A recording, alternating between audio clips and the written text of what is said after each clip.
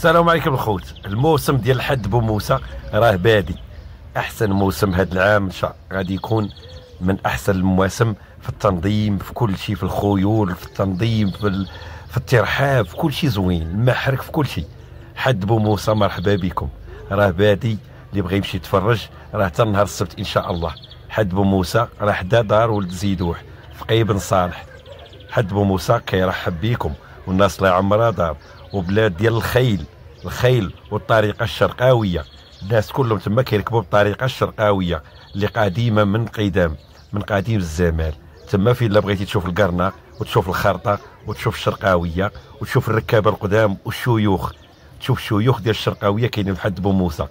اللي بغى يتفرج ويشوف اجود الخيول مرحبا. هذا الموسم هذا راه من احسن المواسم، وغادي كيطول عام ورا عام. ومرحبا بكم الناس اللي باغي تمشي تتفرج في المواسم. حد بو موسى راه الامن والامان والتنظيم وزوين، والجو وكل شيء تما كاين.